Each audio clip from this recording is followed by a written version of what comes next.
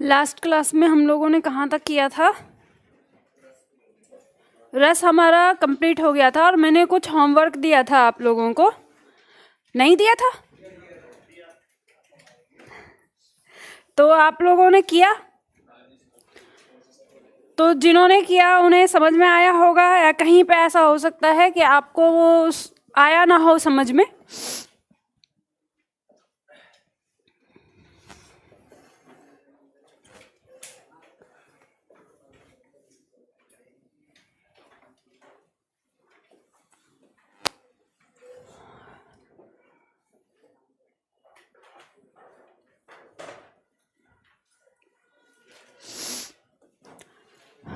कुछ हमारे सामने कुछ पंक्तियां थी जिन्हें हमें देखना था कि इनमें कौन सा रस है। तो आप लोगों ने किया होगा। हो सकता है कि इनमें से कोई ऐसा हो जो आपको समझ में ना आया हो या गलत लगा हो। तो हम लोग करेंगे प्रश्नोत्तर, और प्रश्नोत्तर में ये पंक्तियां भी आ सकती हैं। तो ध्यान रखिएगा कि इनमें से जो पंक्ति ना आए तो प्रश्नोत्तर करने के बाद उस पंक्ति में कौन सा रस होगा मैं आपको तब बता दूंगी। फिर दोबारा एक्सप्लेनेशन क्या करेंगे, है ना।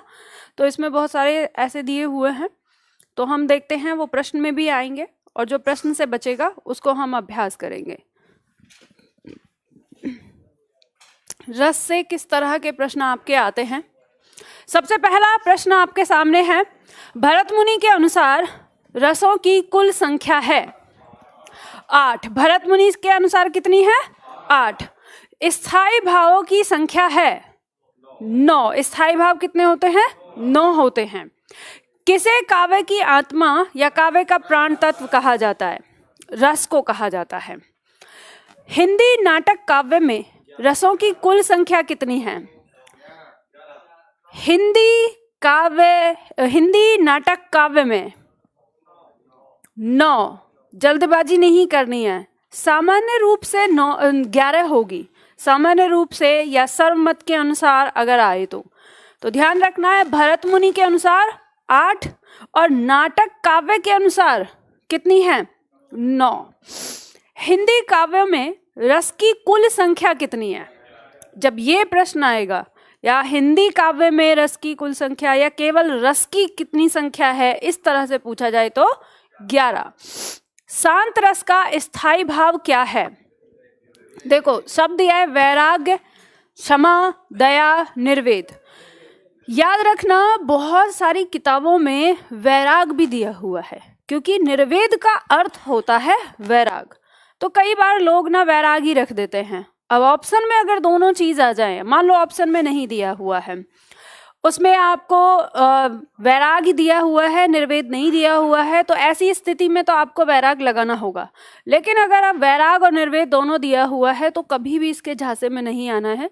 और ये चीज़ ध्यान रखना कि अभी इन दिनों कई सारी कुछ छोटी छोटी चीज़ें ऐसी हैं कि जो हमारे समाज में भ्रामक हो चुकी हैं, इधर उधर पता नहीं चलता है। तो मैंने उस चीज़ को सॉल्व करने के लिए मैंने पुरानी किताब भी मंगाई है।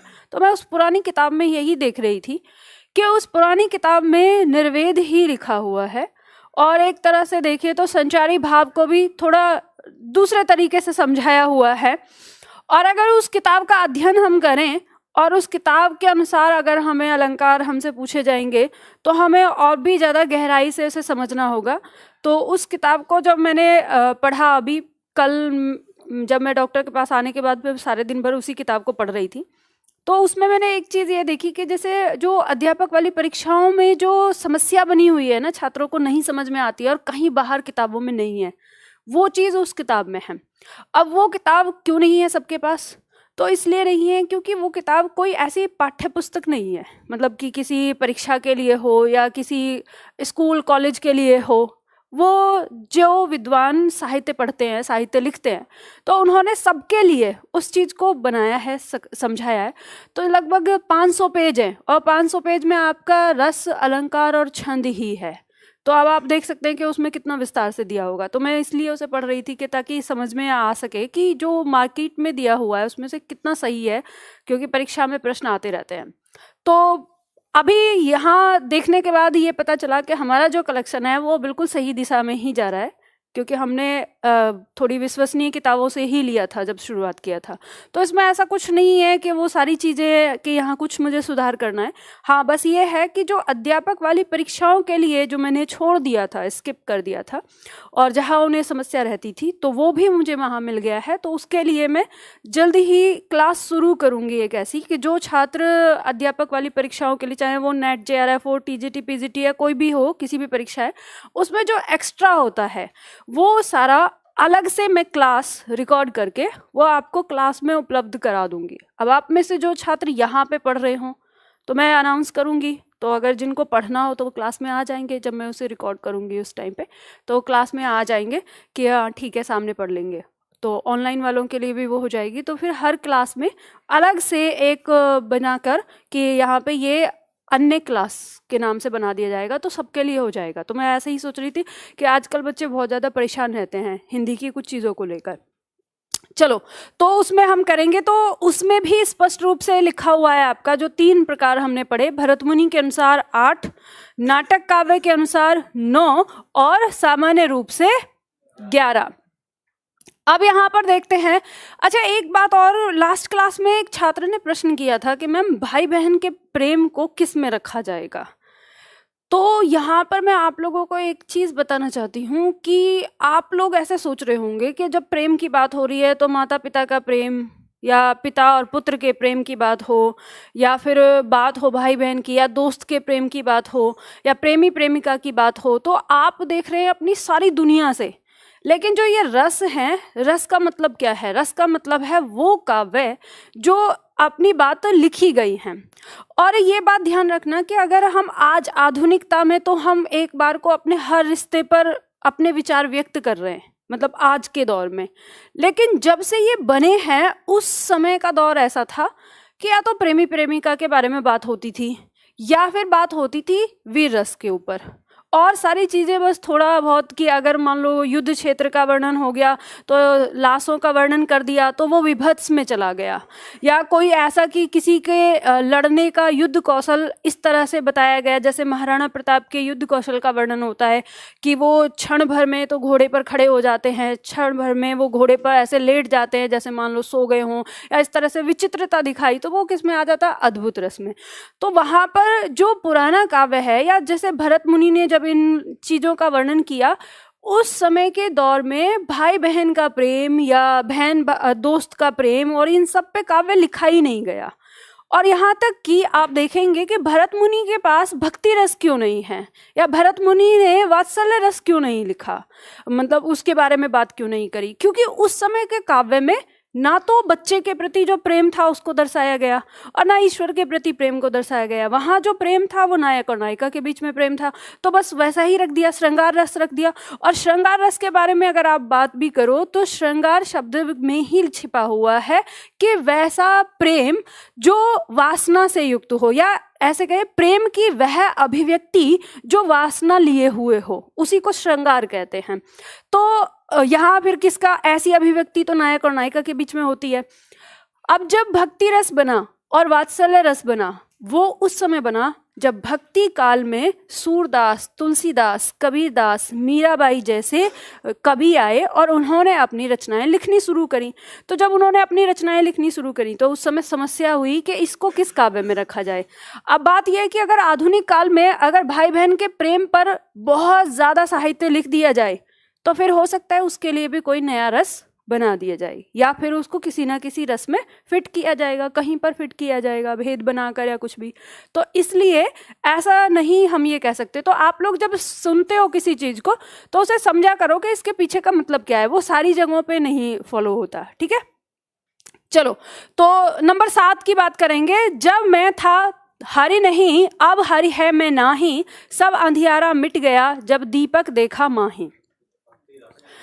पंक्ति में पंक्ति का भाव कहता है कि जब मैं था, मैं का मतलब है यहाँ पे अहंकार, यानी जब मेरे अंदर अहंकार था तब मेरे अंदर हरि नहीं था। ठीक है, अब हरि है मतलब ईश्वर है, मैं नाही, ये अहंकार नहीं है। सब अंधियारा मिट गया जब दीपक देखा माही। जब ईश्वर का ज्ञान प्राप्त हुआ और जो वो ज्ञान मेरे अंदर आया, वो दीपक जो मेरे अंदर जला तो मेरे अंदर का जो अंधकार था वो सारा मिट गया। तो बात हो रही है यहाँ पर ईश्वर के प्रति भक्ति भावना की या ईश्वर से ज्ञान मिलने की। तो यहाँ पर हमें पता है ना तो वियोग श्रृंगार होगा, ना वीर होगा, ना वात्सल्य, तो आएगा क्या हमारा भक्ति रस। ठीक है। नंबर 8 कहता है कंकण कनिकनि नूपुर धुन सुन कहत लखन सन राम हृदय गुण। इनमें कौन सा रस है?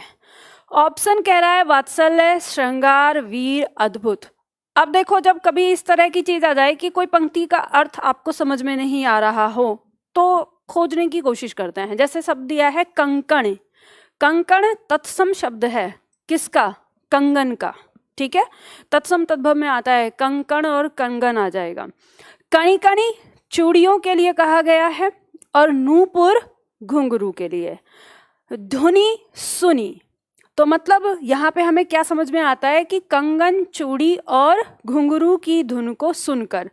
तो इतनी ही बात अगर आपको समझ में आ जाए तो ये बात समझ में आएगी कि इसमें वात्सल्य तो है नहीं। बच्चे के बारे में तो बात नहीं हो रही, बच्चा तो चूड़ी और कंगन नहीं पहनेगा। ठीक है, उसके बाद हम बात करेंगे यहाँ पे कि कोई आश्चर्य व्यक्त हो रहा है तो ये चूड़ी और कंगन इनकी आवाज में क्या आश्चर्य होगा? तो कोई आश्चर्य नहीं, तो अद्भुत रस नहीं होगा।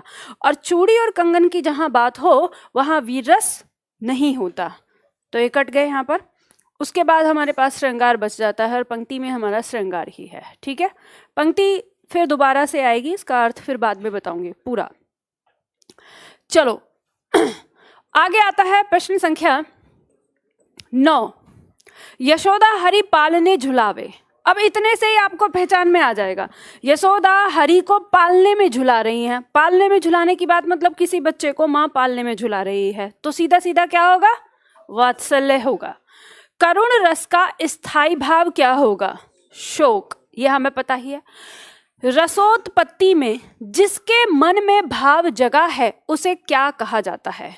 विषयालंबन, आलंबन, आश्रय आलंबन या उद्दीपन। अब आपको पता है हमने कितनी बार पढ़ा है, ये कम से कम 12 बार पढ़ा है कि जब रस की उत्पत्ति हो रही है तो जिसके मन में भाव जगा है उसको क्या कहते हैं? आश्रय आलंबन कहते हैं, तो सी हो जाएगा। गुरु गोविंद तो एक है, दूजा यह आकार, आपा मेटी जीवित मरे ते पावे करतार। अब इस पंक्ति के अंदर रस का परिपाक मतलब कौन सा रस है ये आपको बताना है। श्रृंगार रस है, करुण रस है, अद्भुत रस है या शांत रस है।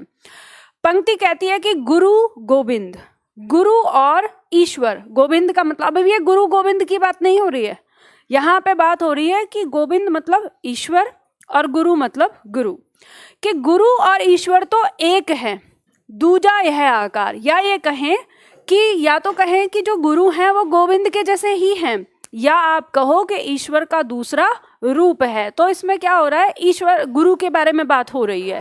ठीक है, आपा मेटी जीवित मरे ते पावे करतार। अब यहाँ कह रहा है कि जो गुरु होता है वो तो वो होता है कि जो अपने आप को पूरी तरह से मिटा के शिष्य को ज्ञान देता है और उसको बनाता है। गोविंद का भी ज्ञान देता है, मतलब ईश्वर का भी ज्ञान कौन देता है? गुरु देता है। तो इन पंक्ति में गुरु के प्रति भक्ति की भावना या गुरु की महिमा की बात हुई है। अब जहां गुरु की महिमा की बात हो वहां हमारा कौन सा रस होता है?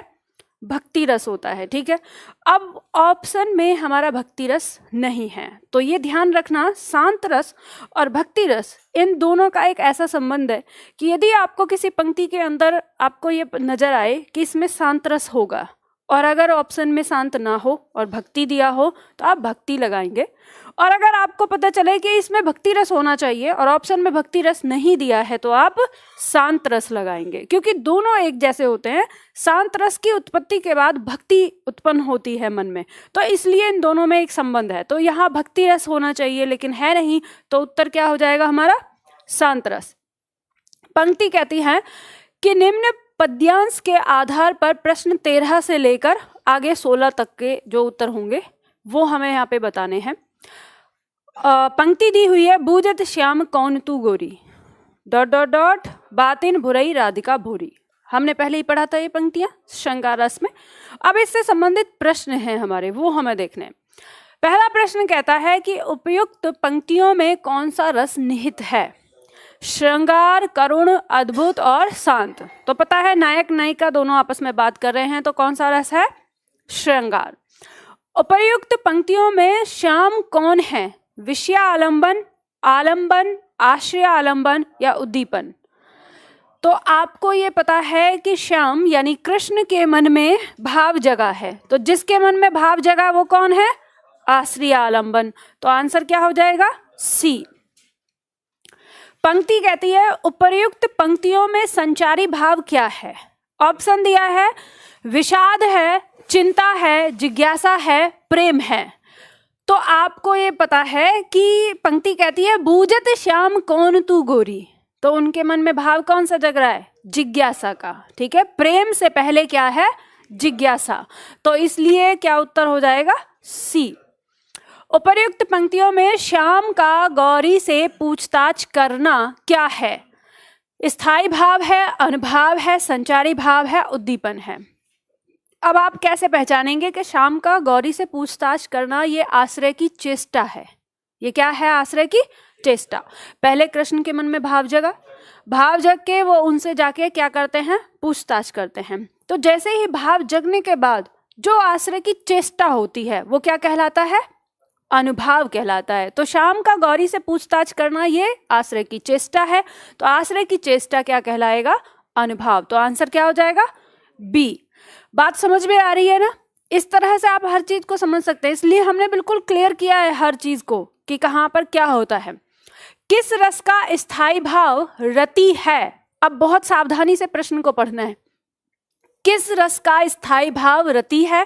पहला ऑप्शन कहता है भक्ति रस, दूसरा ऑप्शन कहता है श्रृंगार रस, सी ऑप्शन कहता है दोनों का, और डी ऑप्शन कहता है दोनों का नहीं। अब उत्तर क्या होगा? दोनों का। क्योंकि हमने जब स्थायी भाव पढ़ा तो देखो ध्यान रखना, प्रश्न ऐसे आपको उत्तर लगाने हैं। जब हम स्थायी भाव की बात कर रहे हैं तो कुल स्थायी भाव कितने हैं हमारे?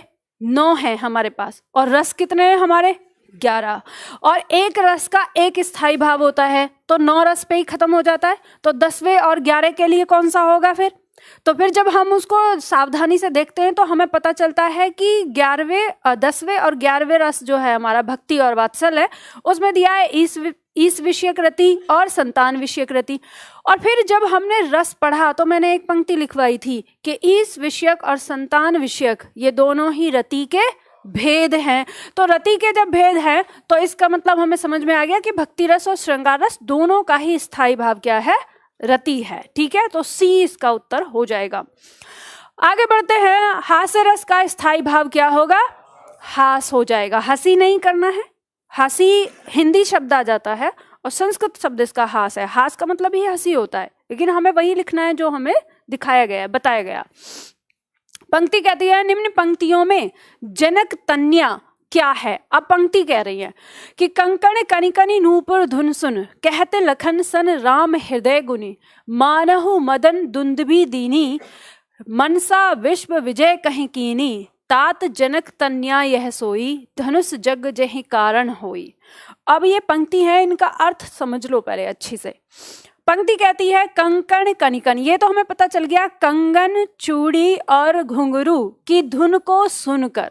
ठीक है, अब कंगन, चूड़ी और घुंघरू की धुन को सुनकर राम के हृदय में भाव जगा है प्रेम का। ठीक है, जो सीता जी हैं वो उपवन में आई है। ये घटना उस समय की है जिस समय धनुष यज्ञ हो रहा था। तो सुबह को जो सीता जी हैं वो उपवन में गई हैं गौरी पूजा के लिए, और राम गए हैं अपने गुरु की पूजा के लिए फूल लेने के लिए। तो दोनों का आमना सामना हुआ है वहां उपवन में। तो राम ने सीता को देखा और सीता ने राम को देखा, दोनों के मन में प्रेम जगता है। तो जब राम के मन में प्रेम जगा तो आगे यहाँ पर दिया हुआ है कि कहत लखन सन राम हृदय गुनी। अब राम के हृदय की बात को गुनी मतलब समझकर, तो लक्ष्मण जी ने बताया है। आगे क्या बताया है? तात जनक तन्या यह सोई। तात का मतलब बड़े भैया या पिताजी को भी कहा जाता है। तो यहाँ अर्थ है बड़े भैया से कि बड़े भैया यह जनक तन्या है, मतलब जनक की पुत्री है। धनुष जग जही कारण होई, और ये जो धनुष यज्ञ हो रहा है ये इसी के कारण हो रहा है। तो अब यहाँ पे जनक तन्या को ही देखकर तो राम के मन में भाव जगा है। तो फिर जनक तन्या कौन हुई यहाँ पर? विषया आलंबन। ठीक है, जो ये दोनों बीच में पंक्ति है मानहु मदन दुंदुभि दीनी, अब इन पंक्तियों में आपका उत्प्रेक्षा अलंकार हो जाता है, तो ये दोनों तरह से आ जाती हैं पंक्तियां, कभी रस में आती हैं कभी अलंकार में। तो मानहु में आ जाता है उत्प्रेक्षा अलंकार।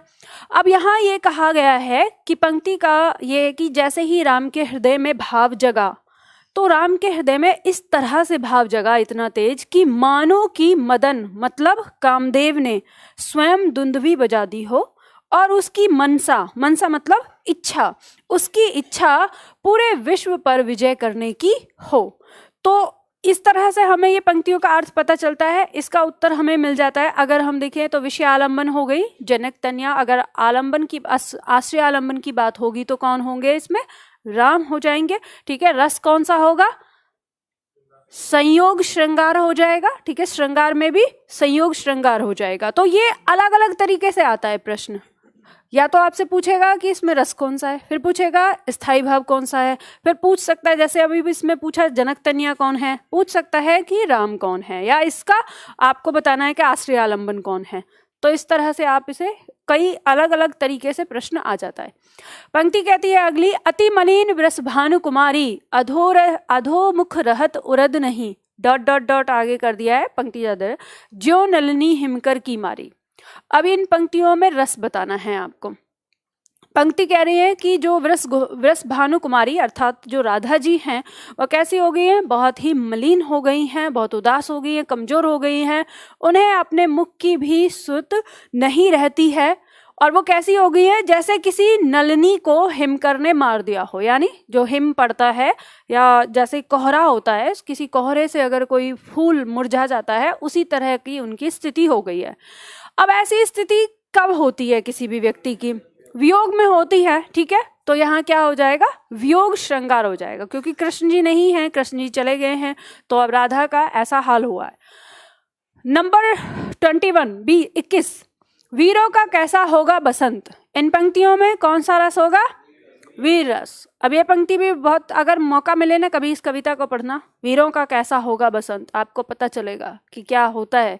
हम लोग, पता है आप जीवन में कुछ करो ना करो, लेकिन जो हमारे सैनिक होते हैं ना, उनके लिए अपने हृदय में एक प्रेम जरूर जगा के रखना। और कभी रास्ते में आते हुए आते जाते कभी कोई मिलता है ना, तो ये भी ध्यान रखना कि अगर उन्हें किसी चीज की आवश्यकता है तो जरूर देना। क्योंकि ये बात ध्यान रखिए, हम जितने चैन और सुख आराम से यहाँ जी रहे हैं ना, वो किसके कारण जी रहे हैं, उन्हीं वीरों के कारण।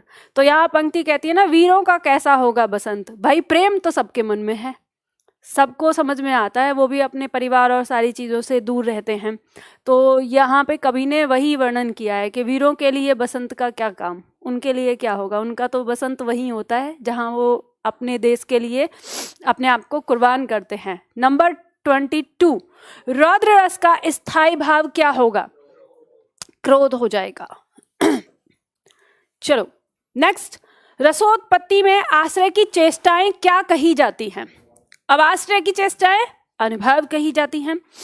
सतगुरु की महिमा अनंत अनंत किया उपकार, लोचन अनंत उघाड़िया अनंत दिखावन हार। यानी सतगुरु की महिमा, गुरु की महिमा के बारे में बात हो रहा है। भक्ति रस होना चाहिए, लेकिन ऑप्शन में नहीं है तो क्या लगाएंगे, शांत रस।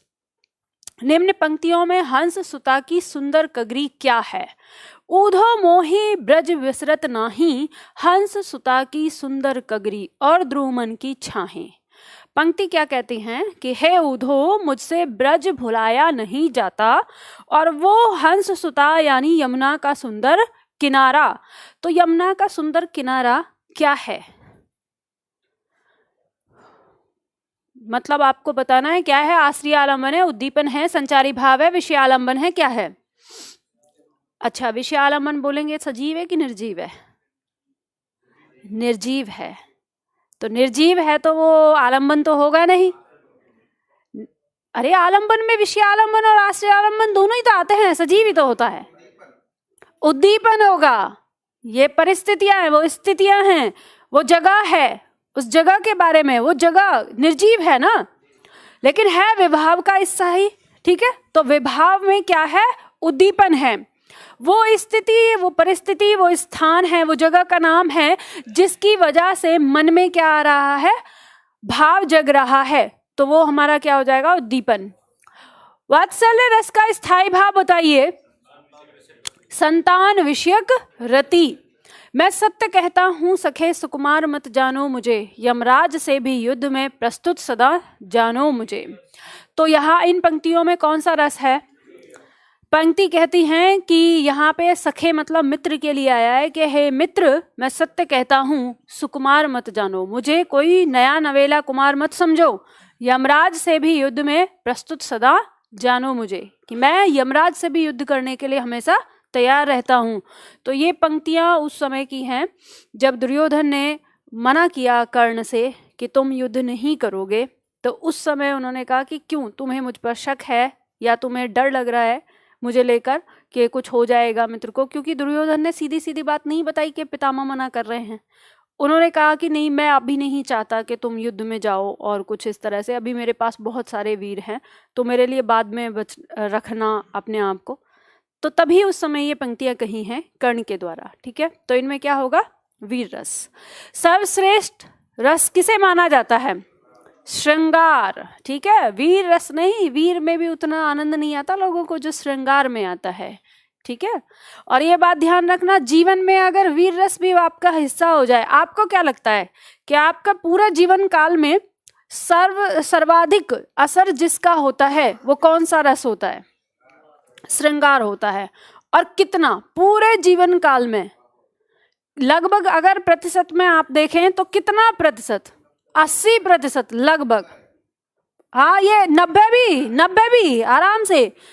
क्योंकि आप ये बताइए 24 घंटे में आप बात करें तो अगर आप रौद्रस में भी आ रहे हैं तो कितनी देर के लिए आप रौद्रस में हो सकते हैं? 10 मिनट, 20 मिनट, 1 घंटा। इससे ज्यादा आप रौद्रस अगर आपके दिमाग पे रह गया तो पागल हो जाएंगे। एक ही रस है जिसे आप झेल सकते हैं, श्रृंगार रस, है ना। हाँ, ये चलता रहता है स्थायी एकदम। ठीक है, बाकी सब चीज तो घृणा भी, अगर विभत्स रस आपको 2 मिनट 3 मिनट से ज्यादा आपको आ गया आपके मन में तो मर जाएंगे, वॉमिटिंग होके और बेचैनी होके, परेशानी होके। तो क्षणिक होता, थोड़ा सा आता है चला जाता है, उतना ही भाग जाते हैं आप वहां से, है ना। संयोग श्रृंगार का स्थायी भाव क्या है? रति रस नहीं है, रस जो लिखा है काट लो, ये टाइपिंग मिस्टेक है। यहाँ पे बात हो रही है स्थायी भाव की, रति स्थायी भाव होना चाहिए था। ये कौन से छात्र हैं जो बार बार लिख रहे हैं मुझे फूल मत मारो, मैं अबला वाला वियोगनी, कुछ तो दया विचारो, इस पंक्ति में कौन सा रस है? भाई एक बात बताओ, जब मैंने पहले बोल दिया कि पहले सारे प्रश्न उत्तर को हो जाने, तो इतनी जल्दी इतना फड़फड़ा क्यों रहे हो? हाँ, वही तो कह रही हूँ ना, खामखा। अब देखो, अपना क्या नुकसान, हमारा कोई नुकसान नहीं है, या आप अपना नुकसान कर रहे हो? क्योंकि ये पंक्तियां आगे आने वाली हैं, वहां बताएंगे ही हम। अभी आप जितनी देर इसको लिख रहे थे और फिर यहाँ सेंड कर रहे थे, उतनी देर में जो बता रही थी, समझा रही थी, वो तो मिस हो गया। फिर बाद में कहेंगे, अच्छा, फिर ऑनलाइन वालों के अंदर एक बड़ी बेचैनी होती है, यहाँ आके भी कहेंगे मैम हमको डाउट कब बताएंगी। भाई पढ़ने का तरीका सीख लो आप, कि डाउट अपने आप ही नहीं रहेगा। मैं इतनी कोशिश करती हूँ, मेरा खुद की ये कोशिश रहती है कि आपके अंदर कोई डाउट बचे ही ना। पहले मैं पढ़ाती हूँ और खुद आपसे कहती हूँ कि आपके दिमाग में अब ये आ रहा होगा, और फिर बता देती हूँ उसको। बस आप लोगों को एक काम करना है कि ध्यान से मेरे एक एक शब्द को याद रखना है। ये आपके बस की है नहीं, पर ये मैं बता रही हूँ। आप लोग जब पढ़ते हो यहाँ 1 घंटे 1.5 घंटे क्लास आप पढ़ते हो, ये मैं गारंटी से कहती हूँ आपको जो याद रहता है वो 30% है बस। अगर आपको 60% याद हो जाए, रह जाए ना मेरी क्लास, तो आप तूफान मचा देंगे। आप ये कह देंगे हटो, हम पढ़ाएंगे हिंदी। समझ रहे हैं ना? 30% याद रहता है आपको, 30 बस। चलो आगे। कवि बिहारी मुख्यतः किस रस के कवि हैं? करुण, भक्ति और श्रृंगार वीर। कभी भी गलती मत करना, बिहारी जी तुमको किसने कहा? पहली चीज याद रखना है, बिहारी जी हैं रीति काल के, और रीति काल पूरा श्रृंगार से भरा पड़ा है। और बिहारी जी तो ऐसे हैं कि बिहारी जी के दोहों को सुनोगे तो आप कहोगे कि अरे हमने तो कभी ऐसा सोचा भी नहीं था कि ऐसे भी प्यार व्यक्त होता है। बिहारी जी बताते हैं कि नायिका छत पे बैठी हुई है और उसकी माँ उसके बाल बना रही है, और नायिका ने अपना हाथ ऐसे कर रखा है। आराम से मस्त नायक को देख रही है। कैसे, आप बताओ। नायक खड़ा हुआ है गली में और उसकी अंगूठी में हीरा है, हीरे में नायक की छवि बन रही है, माँ को पता ही नहीं है कि श्रृंगार में बैठी हुई है। तो ऐसे ऐसे उन्होंने दृश्य दिखाए हैं कि जब उनके दृश्यों को आप सुनेंगे तो अद्भुत ही, उन्होंने बहुत अलग ही वर्णन किया है। ठीक है, ये सुख आप लोगों को प्राप्त नहीं होगा बिहारी जी को सुनने का। बिहारी जी को सुनने का सुख प्राप्त होता है यूपीएससी और पीसीएस वाले बच्चों को, क्योंकि वो हिंदी साहित्य जब पढ़ते हैं, वो भी हिंदी साहित्य वालों को जब हिंदी साहित्य पढ़ते हैं तो बिहारी जी के 100 दोहे पढ़ने पड़ते हैं, क्योंकि लिखा जाएगा तो उन्हें पढ़ने पड़ते हैं। अच्छा, उनका तो पता नहीं, पर तुम्हारे में जरूर आ गया है ना। हाँ, वो अपनी भावनाएं ना दूसरों पे डाल के व्यक्त की जाती है ना, समझते हैं। चलो नंबर नेक्स्ट देखो। शोभित कर नवनीत लिए, घुटरन चलत रेणु तन मंडित। पढ़ा था हमने, वात्सल्य रस है इसमें। प्रिय पति वह मेरा प्राण प्यारा कहाँ है, दुख जल निधि डूबी का सहारा कहाँ है। पंक्ति कहती है कि मेरा जो पति है, प्रिय पति, वो कहाँ चला गया, दुख जल निधि डूबी, यानी मैं जो इस दुख रूपी निधि मतलब सागर में डूबी हुई हूँ, उसका सहारा कहाँ है। अब इन पंक्तियों में स्थायी भाव पूछा है कि विस्मय होगा, रति होगा, शोक होगा कि क्रोध होगा। तो इसमें शोक है, क्योंकि इन पंक्तियों में की पहली पंक्तियों से पता चलता है कि नायक की मृत्यु हो गई है और जो नायिका है वो विलाप कर रही है।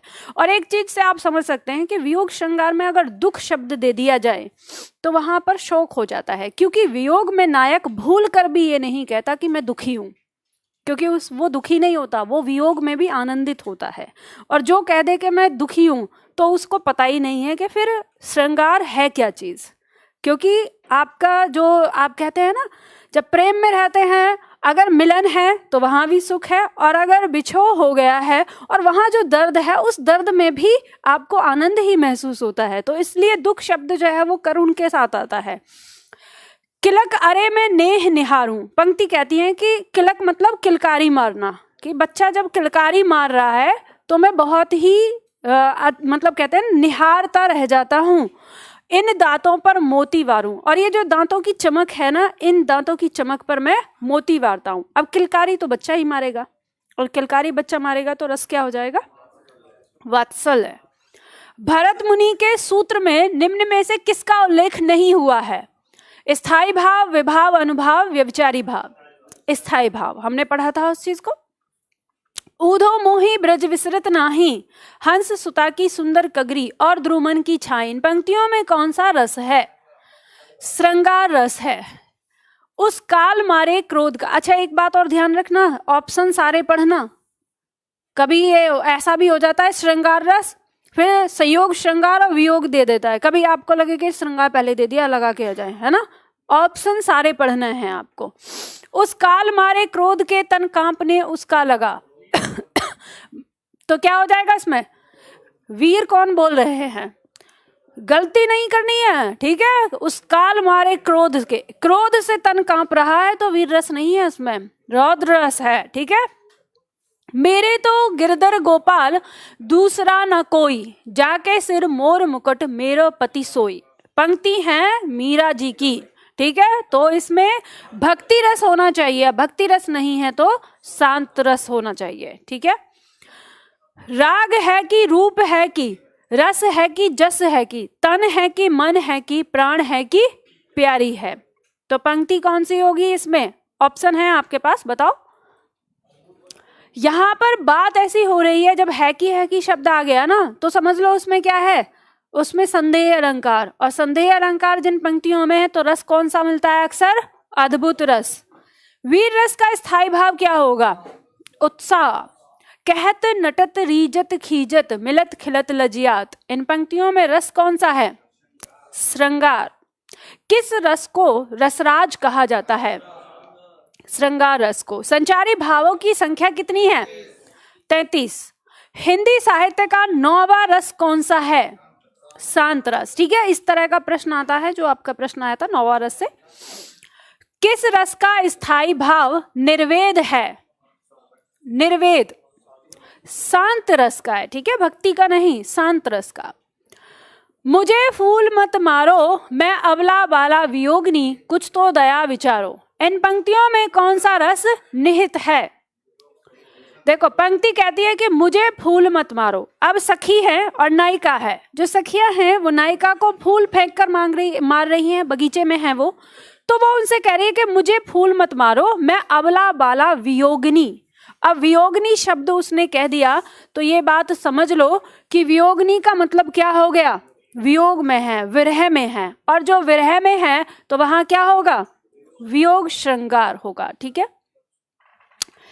विस्मय स्थायी भाव किस रस में होता है? विस्मय मतलब आश्चर्य, और आश्चर्य कहाँ होता है, अद्भुत में होता है, तो अद्भुत रस हो जाएगा। विभत्स रस का स्थायी भाव है जुगुप्सा, ठीक है। दुख ही जीवन की कथा रही, क्या कहूं आज जो नहीं कही। इन पंक्तियों में कौन सा रस है? इन पंक्तियों में करुण रस होगा, ठीक है, कि दुख ही जीवन की कथा रही। सरोज स्मृति से ये पंक्तियां हैं, और सरोज स्मृति मृत्यु के बाद लिखी गई थी, सरोज की मृत्यु हो गई थी तब, तो उसके बाद लिखी गई है कि उसके जीवन की जो कथा थी वो क्या है, पूरी तरह से दुख ही रहा है। तो करुण रस यहाँ पर है। घिरे थे घुंघराले बाल, अंश अवलंबित मुख के पास, नील घन सावक से सुकुमार, सुधा भरने को विधु के पास। इन पंक्तियों में कौन सा रस निहित है? देखो, ध्यान देना, हमने पहले ही पढ़ा है कि श्रृंगार रस में और संयोग श्रृंगार रस में किसी नायक या नायिका के रूप सौंदर्य का वर्णन होगा तो क्या हो जाएगा, संयोग श्रृंगार। पंक्ति कहती है घिरे थे घुंघराले बाल, अंश अवलंबित मुख के पास, कि जो नायिका है उसके घुंघराले बाल उसके मुख पर ऊपर से नीचे की तरफ लटके हुए थे। अब मुख के पास आए हुए हैं बाल, ठीक है, और कैसे, नील घन सावक से सुकुमार। नील मतलब नीले, घन माने बादल, जैसे ऐसा लग रहा है मानो कि नीले घने बादल के सावक, शावक मतलब शेर का बच्चा होता है, तो कोमल सा होता है, बहुत ऐसे रुई जैसा लगता है उसका शरीर, तो उसी से इसकी तुलना की गई है कि जो बाल हैं वो ऐसे लग रहे हैं जैसे सुकुमार सावक हों और नीले घने बादल हों, और सुधा भरने को विधु के पास वो आए हो। सुधा मतलब अमृत, अमृत भरने को विधु माने चंद्रमा। तो यानी नायिका के जो घुंघराले बाल हैं, जो चेहरे के पास गिरे हुए हैं, वो कैसे लग रहे हैं नायक को, जैसे मानो कि नीले घने बादल चंद्रमा के पास आ गए हों, चंद्रमा के आगे आ जाते हैं, जैसे आधा चंद्रमा ढक जाता है, आधा बादल रहते हैं, तो उस दृश्य को नायिका के मुख से इसने दर्शाया है। तो यहाँ पे रूप सौंदर्य का वर्णन हो रहा है, तो क्या हो जाएगा, संयोग श्रृंगार। केशव कही न जाई का कहिए, देखत तब रचना विचित्र, अति समझई मन ही मन रहिए। अब पंक्ति कहती है कि हे केशव कही न जाई, मतलब कह नहीं सकता कि जो मैंने रचना देखी है, जो विचित्र रचना देखी है, बस इतना ही समझ लो कि मन ही मन उसे रख लो। अब जैसे आपने मान लो कोई विचित्र घटना देखी हो जिससे आपके मन में अद्भुत या आश्चर्य आपके मन में आता है, तो आप किसी अपने दोस्त को भी दिखाना चाहते हैं, तो आपका दोस्त कहता है कि भाई बताना कैसा लगा, तो आप कहेंगे देखो देख, बताने से नहीं होगा, शब्द ही नहीं है उसके लिए, वो तो मन ही मन रखा जाएगा, जब तुम देखोगे ना तब तुम्हें पता चलेगा। जैसे मान लो आपने 4D मूवी देखी है कभी, 3D तो आती है, 4D देखो, 3D मूवी जैसे आजकल अवतार आई हुई है ना, देखिए अवतार मूवी देखी है आप लोगों ने? 1 देखी है? 1 कितने लोगों ने देखी है? 1, हाँ, अवतार 1 पहले जो आई थी, और दूसरी देखो, जिसने पहले देखी होगी वो दूसरी देखने जरूर गया होगा, क्योंकि पहली जो मूवी है उसका मतलब क्रेज है कि अच्छा दोबारा देखना है क्या है। तो अभी मैंने देखी थी 4D, तो उसमें 4D में क्या है कि आपको वो गॉगल्स देते हैं, अगर आप चश्मे हटा के देखेंगे तो 3D में वो 3D का होता है, तो वहाँ पे 3D में इतना है कि चश्मे लगा के देखेंगे तो आपको लगेगा कि आप इनको पकड़ सकते हो, छू सकते हो, बिल्कुल हाँ, पास में आके दिखता है। और 4D उसके एक कदम आगे है कि आप अगर मान लो कि वो आकाश में उड़ रहे हैं, उन्हें हवा लग रही है, तो तुम्हारे मुंह पे भी वो हवा चला देते हैं, तो आपको भी हवा लगने लगती है, चश्मे तो वहां भी मिलते हैं, वैसा भी दिख रहा है। अगर वहां बारिश आ रही है तो तुम्हारे ऊपर बूंदे गिराएंगे, अरे ठंड वही तो, मान लो अगर जैसे कोहरे का सीन दिखाया है कि वो कोहरे में से गुजर रहे हैं तो पूरे हॉल में वो कोहरा सा हो जाता है, वो सारी चीजें ऐसे है। तो अब वो चीज ऐसी है कि उसे मैं ये कह सकती हूँ कि बड़ा आश्चर्य होता है, मतलब कि आपको जैसे जब आप मूवी देख रहे हैं और वहां पे नायक नायिका अगर बारिश में भीग रहे हैं तो आप अपने दिमाग में लेकर आते हैं कि ये बारिश में भीग रहे हैं तो इनको ठंड लग रही होगी। लेकिन 4D ऐसा है कि जब वो बारिश में भीग रहे हैं और आपके चेहरे पे भी बूंद पड़ती है तो आपको वो एहसास अपने आप हो जाता है कि आप सोचना नहीं पड़ता दिमाग से। तो वो जो एहसास है, लेकिन आनंद तो बहुत आता है। अब वो उड़ रहे हैं, अब वो उड़ के ऐसे नीचे जा रहे हैं तो आपकी चेयर को भी वो ऐसे ही झटका दे दे रहे हैं, अब वहां पे चेयर जो है वो हिलती है। तो ऐसा नहीं कि आप गिरोगे, इतना झटका नहीं, पर आपको एहसास हो जाता है कि हाँ इतना भी नहीं भिगाते हैं आपको कि ठीक है। तो कहने का मतलब ये है कि जब आप उस चीज को देखोगे तो उसका अनुभव आपको तभी होगा। तो हम उसे कह सकते हैं कि जब मैंने अवतार 4D में देखी तो वो मेरे लिए अद्भुत रस है वहां पर, और ऐसा ही है कि मतलब इतना विचित्र है कि उसे मैं बयां नहीं कर सकती शब्दों में। वो तभी होगा जब आप उसको देखेंगे, तभी आपको महसूस होगा। तो इसमें हमारा अद्भुत रस आ गया, ठीक है। जहते हैं मज्जा मांस रचीर लखी परत बगारे जित जित छिटके हाड़ सेतु कहू कहू रत्नारे। पता है विभत्स हमने व्याख्या करी थी। अब देखो ये बताओ, आपको ये आप लोगों को दिमाग लगाना है। ज्यों ज्यों लगती है नाव पार उर्मे आलोकित सत विचार। इन पंक्तियों में रस निहित है। कौन सा रस है आपको बताना है। अब ऐसी पंक्ति आ जाए तो आप किस तरह से करेंगे रस। मैंने आपको बताया है कि ऑप्शन को काट के करना बहुत ज्यादा अच्छा होता है। पंक्ति में पहले इसको समझो, कह रहा है कि ज्यों ज्यों लगती है, जैसे जैसे नाव पार लग रही है, उर मतलब हृदय में अलौकित मतलब उत्पन्न हो रहे हैं, सत विचार सौ सौ विचार। तो पंक्ति का अर्थ आपको मिल गया कि जैसे जैसे नाव पार लगती जा रही है वैसे वैसे हृदय में सौ सौ विचार उत्पन्न होते जा रहे हैं। अब ऑप्शन कह रहा है कि संयोग श्रृंगार रस, वीर रस, शांत रस, वात्सल्य रस। किसी बच्चे की बात नहीं हो रही है तो ये कट जाएगा। क्या इस पंक्ति से आपको ऐसा लग रहा है कि वैराग उत्पन्न हो रहा है या भक्ति उत्पन्न हो रही है? नहीं, तो शांत भी कट जाएगा, ठीक है। क्या आपको उत्साह उत्पन्न हो रहा है कि हाँ अब कोई मरने वाला है या ऐसा कुछ है? नहीं, तो वीर रस भी। बचता क्या है? संयोग श्रृंगार, ठीक है। तो इस तरह से आप पहचान सकते हैं। अब ये पंक्ति बस एक ही पंक्ति दी है। यहाँ कोई नायक है, वापस लौट रहा है, उसे अपने प्रेमी या प्रेमिका से मिलने का उसके मन में कोई भाव है, तो ये चीज भी हो सकती है, इसलिए इसमें संयोग श्रृंगार है, ठीक है। आगे बढ़ते हैं। पंक्ति कहती है पुनि पुनि मुनि अक्सही अकलाही देखी दशा हर जन मुस्काही। पढ़ा था हमने, हास्य रस होगा इसमें। देखी सुदामा की दीन दशा करुणा करके करुणा निधि रोए। इसमें करुण रस हो जाएगा, पढ़ा है हमने, देखिए इसकी व्याख्या। आगे देखो, देखी रूप लोचन ललचाने हर से जन निज निध पहचाने। इन पंक्तियों में बताओ उपर्युक्त पंक्तियों में किस रस की निष्पत्ति हुई है? श्रृंगार, करुण, रौद्र या अद्भुत? पंक्ति कहती है देख रूप लोचन। लोचन मतलब, लोचन का मतलब क्या होता है? हाँ, नयन, आंखें, ठीक है। पर्यायवाची याद रखा करो, ठीक है। तो रूप को देखकर जो नयन हैं वो ललचाने लगे हैं। हर से जन निज, निज माने अपनी स्वयं की। निधि, निधि का मतलब आ जाता है, अलग अलग अर्थ हो जाते हैं। भंडार से आ जाता है निधि का मतलब, निधि का मतलब संपत्ति से आ जाता है, ठीक है। तो यहाँ पे अर्थ जो होगा अपनी संपत्ति से आ जाएगा। तो जो अपनी संपत्ति को पहचान कर मन जो है वो हर्षाने लगा है। तो यहाँ पे पंक्ति क्या है कि जिस समय रामचंद्र जी स्वयंवर में आ रहे थे तो उस समय सीता ने उनको देखा और वो ये बात समझ गई, या उनके मन में यही हो गया कि मेरा वर जो है वो यही है। तो उस समय ये पंक्ति कही है कि सीता जी के जो नेत्रों ने उन्हें देखा है तो वो मुस्कुरा उठी हैं, किसको? अपनी संपत्ति को देखकर। अब अपनी संपत्ति वही चीज है, वहां पे संपत्ति कह दिया है, हम आजकल कुछ और कहते हैं ना। तो इन पंक्तियों में क्या है, श्रृंगार है। आगे आता है, स्वान अंगरीन को काटी काटी के खात विदारत।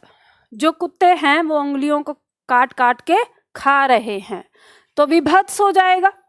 जसोदा हरि पालने झुलावे, हिलावे दुलावे, वात्सल्य हो जाएगा। प्रत्येक रस में संचरण करने वाले भाव को क्या कहते हैं, संचारी भाव कहते हैं। उत्साह स्थायी भाव किस रस का होता है, वीर रस का। नभ में झपटत बाज लखी, भूल्यो सकल प्रपंच। कंपित तनु व्याकुल नयन, लावक हिलो निरंच। इन पंक्तियों को बताओ, इनमें कौन सा है। ऑप्शन दिया है रौद्र, विभत्स, भयानक, वीर। पंक्ति कहती है, नभ में झपटत बाज लखी। लखी मतलब ललचाई हुई नजरों से देखना। अब आकाश में बाज जो है वो ललचाई हुई नजरों से देख रहा है। भूल्यो सकल प्रपंच। अब ये वाली चीज जो नीचे है जमीन पर, उस व्यक्ति या उस प्राणी को, उस जीव को पता चल गई है कि ऊपर से जो बाज है वो ललचाई हुई नजरों से झपटते हुए नीचे आ रहा है। तो भूल्यो सकल प्रपंच, वो अपना सारा प्रपंच मतलब खेल, जो वो नीचे खेल कर रहा था, अपनी दुनिया में था, वो उस सारी चीज को क्या हो गया, भूल गया।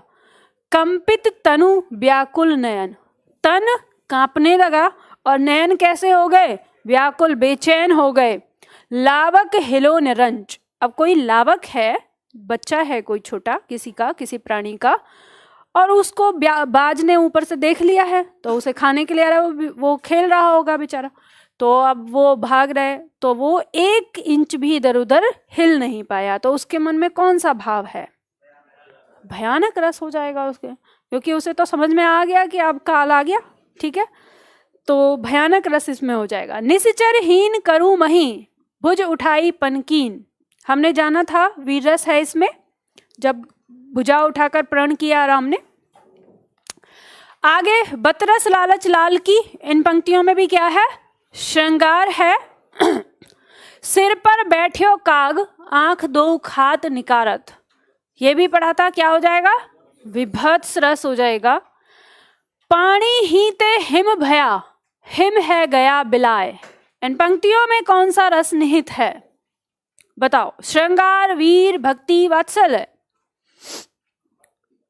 पंक्ति कहती है, पानी ही ते हिम भया। पानी से क्या बन गया, हिम, और हिम है गया बिलाए। बिलाए का मतलब पानी, ठीक है। पानी से हिम बर्फ बना, और बर्फ से क्या हो गया, पानी। तो यहाँ पे आगे पंक्ति फिर बताती है कि ईश्वर भी ऐसा ही है, आत्मा से परमात्मा, परमात्मा से आत्मा, यही चलन होता रहता है आत्मा और परमात्मा का। तो इन पंक्तियों में ईश्वर और आत्मा के प्रेम और उसकी अस्तित्व की बात हो रही है, तो इसमें क्या हो जाएगा, भक्ति रस हो जाएगा। तू तू करता तू भया, मुझ में रही न हूं। तो इसमें भी भक्ति रस हो जाएगा, ठीक है। तपस्वी क्यों इतने हो क्लांत, वेदना का यह कैसा वेग। आह तुम कितने अधिक हताश, बताओ यह कैसा उद्वेग। इन पंक्तियों में कौन सा रस निहित है। ऑप्शन दिया हुआ है श्रृंगार, वीर, शांत, वात्सल्य। शांत हो जाएगा। ध्यान देना, तपस्वी शब्द दिया है, कोई तपस्वी है, वो बहुत ही क्लांत मतलब बेचैन, परेशान है। वेदना का यह कैसा वेग, उसके अंदर किसी चीज की वेदना है और वो बहुत ही आवेग में आ रही है, मतलब वो उठ रही है, उसके हृदय में है। आह तुम कितने अधिक हताश, बताओ यह कैसा उद्वेग। इस बात से तुम कितने हताश निराश हो गए। और जो हताश निराशा जो आती है वो किस में आती है, शांत रस में आती है। तो इसलिए इन पंक्ति में क्या हो जाएगा, शांत रस। हाय सब मिथ्या बात, आज तो सौरभ का मधुमास, शिशिर में भरता सूनी सांस। इन पंक्तियों में कौन सा रस निहित है। मिथ्या का मतलब बेकार, झूठा, ठीक है। पंक्ति कहती है हाय सब मिथ्या बात, मतलब ये सारी बेकार बातें हैं। आज तो सौरभ का मधुमास, सौरभ का ये बसंत ऋतु के लिए आया है, ठीक है। मतलब सौरभ का मधुमास, यानी बसंत ऋतु क्या होता है, बसंत ऋतु मिलन का मौसम होता है। और शिशिर में भरता सूनी सांस, अब कोई बसंत का मौसम चल रहा है और उस समय कोई आहें भर रहा है, तो किस वजह से आहें भर रहा है, क्योंकि उसका प्रेमी या उसकी प्रेमिका उसके पास नहीं है। तो यहाँ पे वही हो रहा है। अब जब उसे तो चाहिए अपना प्रेमी या प्रेमिका पास में और वो है नहीं, और बाकी लोग बात कर रहे हैं इधर उधर की, तो उसको क्या लगता है, यह सब मिथ्या बात, वो कहे ये सब बेकार बातें हैं, हटाओ, इन सब चीज़ों में कोई मतलब नहीं है। तो क्योंकि वो वियोग में, तो वियोग श्रृंगार आ जाएगा। ठीक है, चलो आगे बढ़ते हैं। प्रकृति के यौवन का श्रृंगार करेंगे कभी न बासी फूल। इन पंक्तियों में कौन सा रस निहित है, शांत रस हो जाएगा। प्रकृति के रूप सौंदर्य का वर्णन हो रहा है, शांत रस। बिनु गोपाल बैरन भई कुंजे, बिना गोपाल, अरे वात्सल्य एकदम ऐसे ऐसे कैसे, हाँ आराम से आराम से, पंक्ति को देखो। बिनु गोपाल, बिना गोपाल के, बैरन भई कुंजे, कुंजे मतलब ये जो फूल फुलवाड़ियां हैं इनके लिए कहा गया है। तो अब जब ये किसके लिए होता है, फूल फुलवाड़ियों में प्रेम नजर आता है, ठीक है, वहां बच्चा नजर नहीं आता, तो समझा करो भावनाओं को। तो जो गोपिकाएं वो कह रही हैं कि बिना गोपाल के ये कुंजे भी हमारे लिए क्या हो गई हैं, बैरन हो गई हैं, दुश्मन हो गई हैं। तो क्या है यहाँ पर, वियोग है। ठीक है। चमचमात चंचल नयन बिच घूंघट पटजीन, मनहु सुर सरिता विमल जल उछरत जुगमीन। नायक नायिका के रूप सौंदर्य का वर्णन हो रहा है, तो इसमें क्या हो जाएगा, संयोग श्रृंगार हो जाएगा। सुर नर असुर गंधर्व किन्नर आदि कोई भी कहीं, कल शाम तक मुझसे जयद्रथ को बचा सकता नहीं। वीर रस नहीं है, रौद्र है। गुस्से में कह रहा है सुर नर असुर गंधर्व किन्नर, कोई भी जयद्रथ को मुझसे नहीं बचा सकता। अब ये क्या है, घोषणा हो रही है, धमकी दी जा रही है, तो वो वीर कहाँ है, रौद्र है, गुस्से में है। ठीक है, पता है ना, अर्जुन ने प्रतिज्ञा ली थी तब। जब पहुंची चपला बीच धार, छिप गया चांदनी का कगार, दो बाहों के दूरस्थ तीर, धारा का कृस कोमल शरीर, आलिंगन करने को अधीर। इन पंक्तियों में कौन सा रस होगा, वियोग, वात्सल्य, संयोग, अद्भुत। देखो पंक्ति कहती है जब पहुंची चपला बीच धार, यहां चपला का मतलब नाव से है। ठीक है, छिप गया चांदनी का कगार, और जो चांदनी का जो उजाला था वो क्या हो गया है, थोड़ा छिप गया है। दो बाहों के दूरस्थ तीर, धारा का कृस कोमल शरीर। पंक्ति कहती है कि जो नदी है, जैसे ये नदी है, अब इसके ये किनारा और ये किनारा, ये दो किनारे हैं, इन किनारे के बीच में पानी की जो धारा है वो बह रही है। तो वो कवि ने कहा है कि दृश्य ऐसा हो रहा है कि ये जो दोनों किनारों के जो किनारे हैं ये कैसे लग रहे हैं, जैसे दो बाहें हों, और इन दोनों बाहों के बीच में जो धारा है उसका कृस कोमल शरीर कैसा हो, आलिंगन करने को अधीर, और ये दोनों बाहें जो है उसे आलिंगन करने को बेचैन हो, ऐसा दिख रहा है। तो यहाँ पे क्या, श्रृंगार का वर्णन हो रहा है। तो श्रृंगार का वर्णन हो रहा है तो क्या हो जाएगा, संयोग श्रृंगार हो जाएगा। नील परिधान बीच सुकुमार, खिल रहा मृदुल अधखुला अंग। अब ये पंक्ति हमने पढ़ी है, क्या है इसमें अलंकार कौन सा है,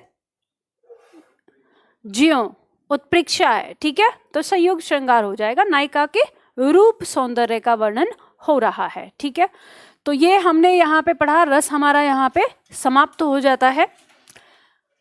तो अब ये बताओ, जो आपकी पंक्तियां हैं इनमें से कोई पंक्ति ऐसी है जो ऐसी रह गई हो जिसका अर्थ ना आया हो? जी बिल्कुल है, और अभी हम 1 घंटे और पढ़ने वाले हैं, मैंने पहले भी कहा था। ठीक है, हाँ हाँ, ब्रेक लेके हम करेंगे, रुक जाओ, तसल्ली करो, है ना।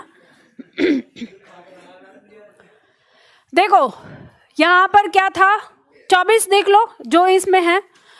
हे सारथे हे श्रवणे, क्या देवेंद्र भी आकर लड़े, है खेल क्षत्रिय बालकों का व्यू भेदन कर लड़े। और इन पंक्तियों में कौन सा रस होगा, इसमें होगा वीर रस। अभिमन्यु ने अपनी बात कही है। जब चक्रव्यूह बना दिया गया तो उस समय अभिमन्यु जो है उसने अपने बारे में बताया है कि मैं ये कर सकता हूँ, और हम तो क्षत्रिय बालक हैं, तो हमारा जो ये व्यू इस तरह का, ये तो हमारा खेल होता है, इन्हें रचा के हम खेल करते हैं।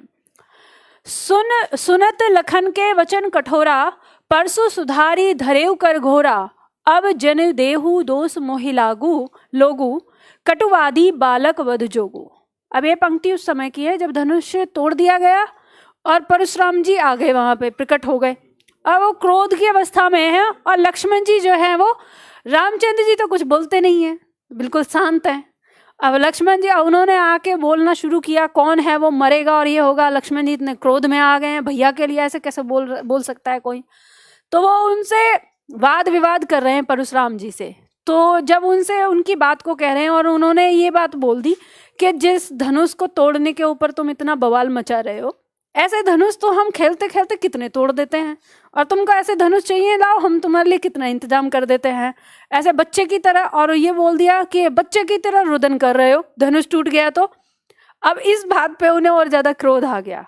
सुनत लखन के वचन कठोरा, लखन के वचन कठोर जो है वचन, उनको सुनकर परसुधारी धरे उधर घर घोरा, उनके जो मन, मतलब अभी तक उन्होंने जो अपने मन में शांति रख रखी थी वो छूट गई। अब उनमें धैर्य नहीं धारण हो रहा। अब जानी देहु दोष मोहि लागू, कह रहे अब जान दो, मुझे अगर दोष लगता है बालक वध का तो जाने दो, कटुवादी बालक वध जोगू। अब ये जो कटुवादी यानी जो कड़वे वचन बोलने वाला बालक है, अब मैं इसका वध कर ही दूंगा। तो उन्होंने अपना फरसाई उठा लिया। फिर 22 के तो कौन सा इसमें हुआ? रौद्र, ठीक है, रौद्र रस होगा, लिख लेना साथ में। मन रे तन कागज का पुतला, लागे बूंद बिनस जई छिन में, गर्व करे क्या इतना। रे मन, ये जो तन है ये कागज का पुतला है, लागे बूंद, इस पे 2 पानी की बूंद पड़ेंगी और यह क्षण में ही क्या हो जाएगा? गल जाएगा। गर्व करे क्या इतना, और तू इस पर इतना गर्व क्यों कर रहा है। तो इन पंक्तियों में क्या है? उपदेश दे रही हैं ये पंक्तियां। और याद करो मैंने क्या बताया था कि उपदेश देने वाली पंक्तियां किस रस में आएंगी? नकल कर लो, नकल कर लो, है ना, शांत रस में कर लो। आज तो यहाँ पे तो मौका है, यहाँ तो पता कर लोगे कि हाँ यहाँ पे दिया है, तो वो सेट हो जाएगा दिमाग में। फिर क्लास जब परीक्षा में जाओगे वहां दिक्कत होगी।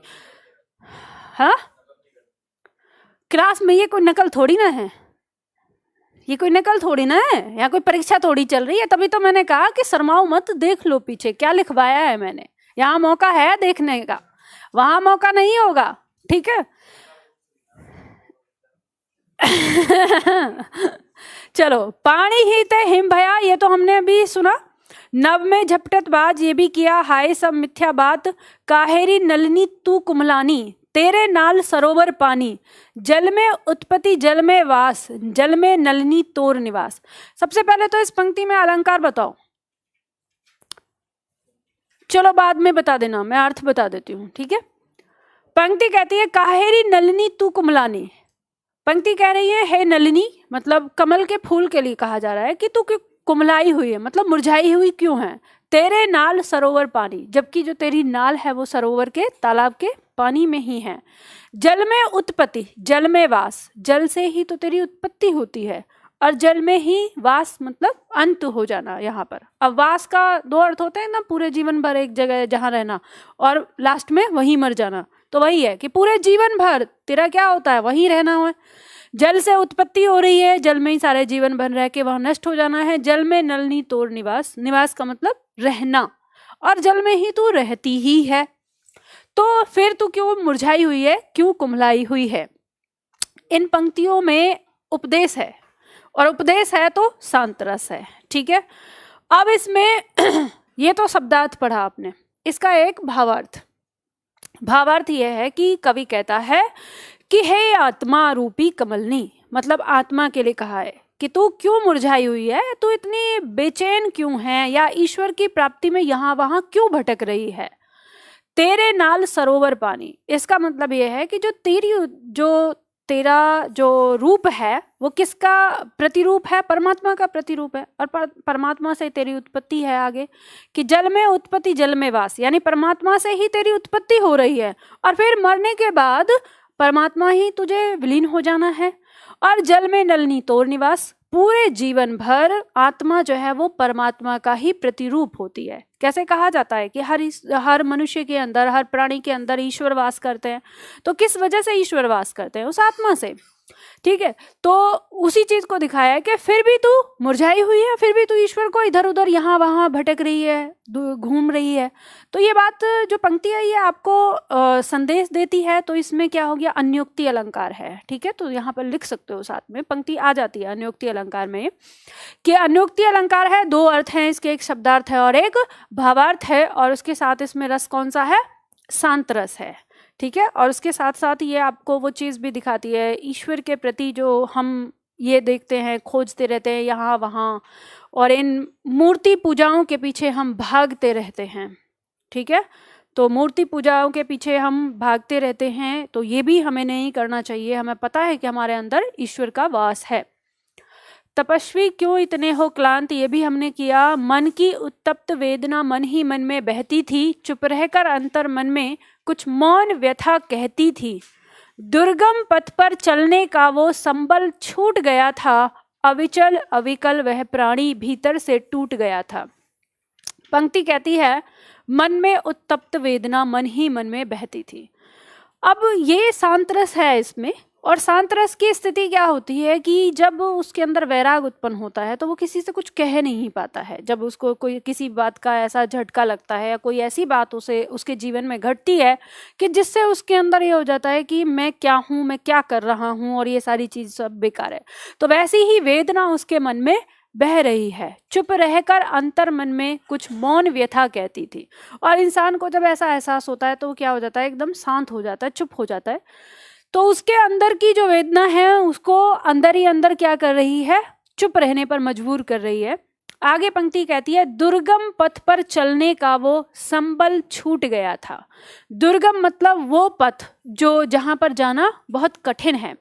उस कठिन पथ पर जो उसको चलने का संबल मतलब बल, ठीक है, बल जो था उसके अंदर, उस दुर्गम पथ पर चलने का वो क्या हो गया है? छूट गया है। जब इंसान के मन में वैराग उत्पन्न होता है तो वो जो इन परिस्थितियों से लड़ता है ना, सामाजिक परिस्थितियों से, तो एक बल के कारण ही लड़ता है। तो वही बल अब उसका क्या हो गया है?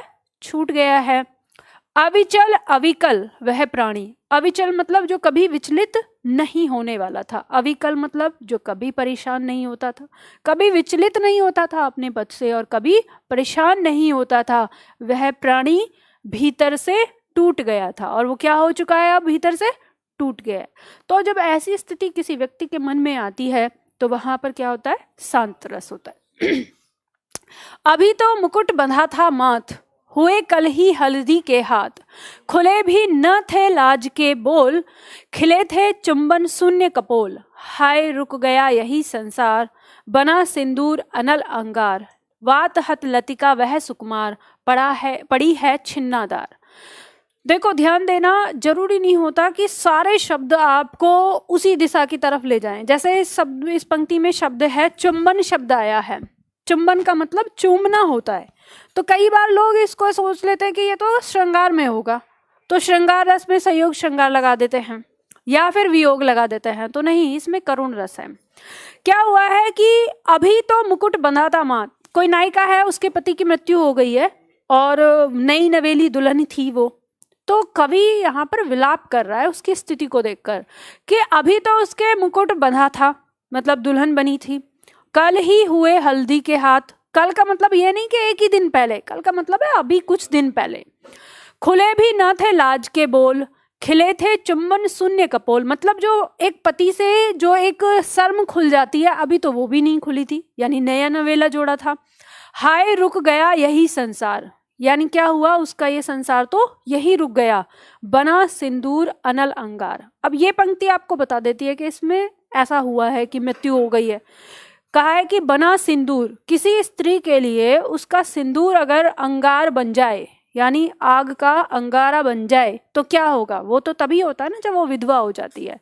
तो यहाँ पे वही कहा है, तो अब वो विधवा हो गई है कि यानी उसका सिंदूर क्या हो गया, उसके लिए अंगार बन गया है। वात हत लतिका वह सुकुमार पड़ी है छिन्नादार। अब जो वो स्त्री है जिसके साथ ऐसा हुआ है उसकी हालत कैसी हो गई है, जैसे कोई सुकुमार लतिका मतलब कोमल लता जो होती है, और वातहत मतलब चक्रवात में किसी आंधी या तूफान से वो झुलस जाती है और बिल्कुल टूट के छिन्न भिन्न हो जाती है, ऐसी ही जो वो नायिका है वो पड़ी हुई है उस खबर को सुनकर, है उसके साथ ऐसा हो गया है। तो यहाँ क्या है, करुण रस है। मुझे फूल मत मारो, ये हमने देखा ही। दुख ही जीवन की कंकण अति मलिन घिरे थे घुंघराले बाल, धसती धरा, ये भी पढ़ा हमने। मैं सत्य कहता हूँ बिन पग चले आंखें निकाल उड़ जाते, ये नहीं पढ़ा। आंखें निकाल उड़ जाते क्षण भर उड़कर आ जाते, सब जीभ खींच कर कोवे चुबला चुबला कर खाते, भोजन में स्वान लगे मुर्दे थे भू पर लेटे, खा मांस चाट लेते थे चटनी सम बहते बहते बेटे। अब ये पंक्ति कह रही है आंख निकाल कर उड़ जाते थे, जो कोए थे, जो हमने पहले दूसरी भाषा में पढ़ा, अब ये दूसरी भाषा में यानी खड़ी बोली में है ये। तो ये कहा है कि आंख निकाल कर कोए उड़ जा रहे हैं और क्षण भर को वहां से फिर आंखों को खा के फिर वापस आ जा रहे हैं वहां पर। सब जीभ खींच कर कोए चुबला चुबला कर खाते, जो शव है जो लाश है उसकी जीभ को खींच कर कोए ले जा रहे हैं और चबा चबा के खा रहे हैं। भोजन में स्वान लगे थे मुर्दे थे भू पर लेटे, जो मुर्दे हैं वो भूमि पर लेटे हुए हैं और उनके मांस को खाने में स्वान यानी जंगली जो कुत्ते हैं वो लगे हुए हैं। खा मांस चाट लेते थे चटनी सम बहते बहते बेटे। अब वो जो छोटे बच्चे हैं उनके स्वानों के, अब जो वो तो मांस खा ले रहे हैं लेकिन छोटे बच्चों से तो वो चीरा नहीं जा रहा, तो वो चटनी के समान उसको चाट रहे हैं जो मांस बह रहा है। तो उन लोगों की दावत चल रही है, पर आप लोग इतना सड़ा सा मुंह क्यों बना रहे हैं? ठीक है, क्योंकि आपके मन में विभत्स उत्पन्न हो रहा है। चलो चलो, श्री कृष्ण के सुन वचन अर्जुन क्षोभ से जलने लगे, ये भी किया था। केशव कहीं न जाई उस काल मारे, राग है कि रूप है प्रिय पति वह मेरा। ठीक है, सारा हो गया। तो अब यहाँ पर ये हमारी सारी चीजें हो गई हैं। अब चलो ठीक है, तो आप लोगों के लिए ब्रेक देते हैं, तब तक आपको कुछ खा पी लो। ऑनलाइन वाले छात्र ध्यान दें, 1 बजे से, ठीक 1 बजे से हमारी फिर दोबारा से क्लास शुरू होगी और टॉपिक हमारा जो इसमें बच गया है इसके बाद है हमारा काव्य गुण शक्ति, है ना, काव्य गुण एवं शब्द शक्ति। ये टॉपिक है हमारा आधा घंटे का है, आधा पौन घंटे का। इसे भी आज हम समाप्त कर लेंगे, वरना फिर 1 दिन की क्लास हमारी एक्स्ट्रा जाएगी। नए बैच, जो हमारा नया बैच है वो आ चुका है, अनाउंसमेंट हो गया है, 19 जनवरी से शुरू हो रहा है। तो मतलब आपका 17 या 18 जनवरी को ये बैच समाप्त हो जाएगा। ये उन छात्रों का बैच समाप्त होगा जिन छात्रों ने वर्णमाला से किया है, और जिन छात्रों ने पद के भेद से संज्ञा से शुरू किया है उनका नहीं खत्म होगा। जिन्होंने अभी क्लास शुरू की है उनका खत्म नहीं होगा। तो मतलब 19 तारीख से हमारी वर्णमाला शुरू होगी, तो नया बैच वो वहां पर है, तो इसलिए हम जल्दी ही कर देते हैं। सेम, हाँ, आप लोगों को कुछ हिलना डुलना नहीं है, आपको ऐसे ही आते जाना है। बस आपको क्या फर्क पड़ेगा कि आप अभी इकाई 6 लेकर आ रहे हैं, उस दिन आप इकाई 1 लेकर आएंगे, बस इतना फर्क पड़ेगा। शब्दावली आपको लेके ही आनी है, और साथ ही साथ देखो क्लास में शब्दावली तो मैं जितना हो सके उतना कराऊंगी, लेकिन अब आपकी शब्दावली यानी 6-7 या हो सकता है सोमवार से या सोमवार से अगले दिन में आपकी शब्दावली मैं शुरू करने जा रही हूँ यूट्यूब चैनल पर। ठीक है, उसी में मैं एक सेट करके पढ़ाऊंगी, तो वहाँ पे रहेगी वो। वहाँ पे ऐसा है कि उस शब्दावली को मैं अपने एप्लीकेशन में भी डाल दूंगी एक तरफ, वहाँ से आप फ्री ऑफ कॉस्ट ही देख सकते हैं। तो आप वहाँ जाके देखें, यूट्यूब चैनल पे जाके देखें या एप्लीकेशन के थ्रू देखें, जैसे देखना है वैसे आप देख सकते हैं। सोमवार से, शायद सोमवार या मंगलवार से, मतलब सोमवार को या मंगलवार को, इनमें से किसी एक दिन से शुरू हो जाएगी। ठीक है, तो अभी हम ब्रेक लेते हैं थोड़ा सा। ठीक है, ऑनलाइन वाले